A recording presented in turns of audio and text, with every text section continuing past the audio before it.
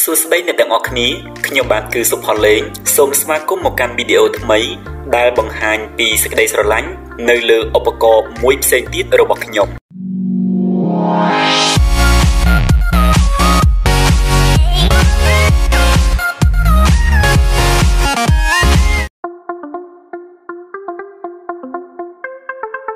ឧបករណ៍នេះវាមានឈ្មោះថា Samsung Galaxy Tab S5E បញ្ជាក់វីដេអូនេះមិនមែនជាវីដេអូ review ដែលបង្ហាញអំពីលក្ខណៈសម្បត្តិឬរបៀបនៃការប្រើប្រាស់ឲ្យបានគ្រប់ជ្រុងជ្រោយឡើយខ្ញុំគ្រាន់តែចង់និយាយអំពីចំណាប់អារម្មណ៍របស់ខ្ញុំចំពោះការស្រឡាញ់នៅលើឧបករណ៍នេះតែប៉ុណ្ណោះ Galaxy Tab S5E ប្រកាសនៅខែ2ឆ្នាំ2019ហើយចេញលក់ជាផ្លូវការនៅខែ4ឆ្នាំ2019 Tablet នេះមានទម្ងន់400ក្រាមដែលមានទំហំ 10.5 អ៊ិញលាតសន្ធឹង 81.6% នៃផ្ទៃអេក្រង់ខាងមុខចំពោះប្រព័ន្ធប្រតិបត្តិការរបស់វាគឺ Android 9 Pie ស្របស្បែកដោយ One UI ដែលមាន chip ជាប្រភេទ Qualcomm Snapdragon 670 CPU Octa-core 2x2.0 GHz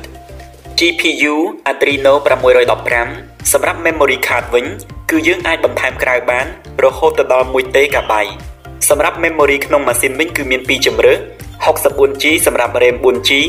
និង 128G សម្រាប់ RAM 6G ចំពោះកាមេរ៉ាក្រោយមានទំហំ13 megapixel f2.0 និងកាមេរ៉ាមុខសម្រាប់ថត selfie គឺមានទំហំ8 megapixel f2.0 ដូចគ្នា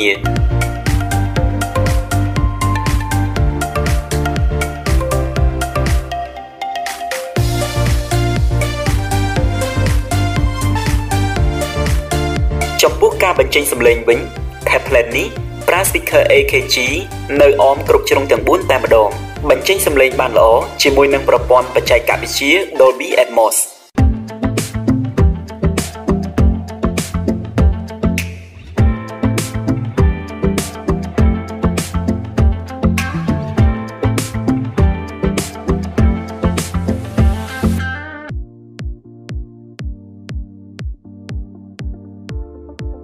ដែលអាចប្រើ SIM បានមួយជាប្រភេទ Nano SIM អាច call បានដំណើរការអ៊ីនធឺណិតដោយប្រព័ន្ធ 4G ឬ LTE និងមាន Bluetooth 5.0 លើសពីនេះទៀតវាក៏មានទំហំថ្មធំសមល្មមផងដែរគឺ 7040 mA អាចសាកបញ្ចូលថ្មបានលឿនជាមួយនឹងខ្សែសាកប្រភេទ C ដែលលោកអ្នកចំណាយពេលសាកចន្លោះពី90ទៅ100នាទីប៉ុណ្ណោះ Galaxy Tab S5E នេះមានតម្លៃប្រមាណ$489ដែលលោកអ្នកនឹងទទួលបានឆ្នាំងសាកប្រភេទ C1 កាសខ្សែធម្មតា1ដូច OTG សម្រាប់ដល់បំបែកមកកាស 3.5 mm មួយរួមនឹងប័ណ្ណធានារយៈពេល1ឆ្នាំ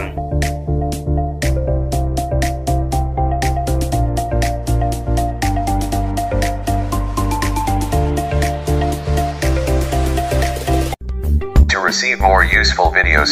please click like, share and subscribe my channel, then click on the bell notification.